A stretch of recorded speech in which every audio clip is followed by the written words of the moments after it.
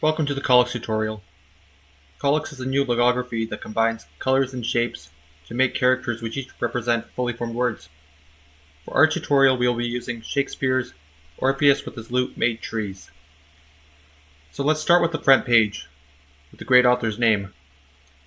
Let's see the way it is read. As you can see here, the first thing you will see is this shape, a pentagon, and the border color of it, which is light blue. So the way that this will be read is, it'll be the border color, the shape, and if applicable, the fill. And then if there's another syllable like we see here, then we're going to go to the border color here.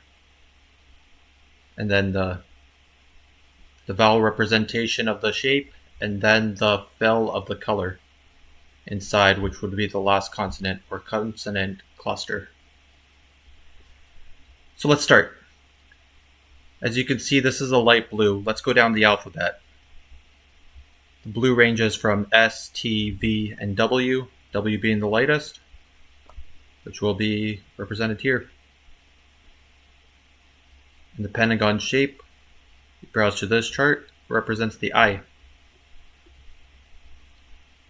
And there is no fill, which is a personal preference. I prefer to have it on the border of the next shape, just because I simply feel it's a cleaner look. I like it better that way. And as you'll see, it'll be a yellow-green. Where will we find this yellow-green? Browse through here, it's right there. And the shape itself, this one's a little bit more tricky than the other ones, right off the bat. Because as you can see, A is represented here.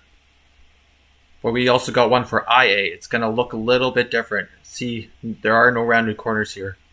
So it's going to represent an IA. That's probably one of the more difficult things that you'll encounter. Other than that, it's not going to be as difficult, I do not think. So let's run through that first word. The light blue, W. The pentagon, the I. The square with the unrounded corner is going to be the IA, but first we got to go with the LL, which was represented by the green yellow. And the unrounded square is the IA, and the fill is dark green for M. Now let's move on to Shakespeare. A rounded square, which is an A, and this dark gray is represented by this, represents the SH. So SH and A. Now moving to this border here, it's a yellow,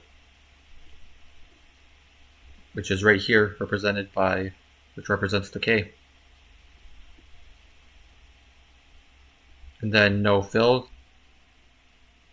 We move on to the next shape, which will represent the SP on the border color right here.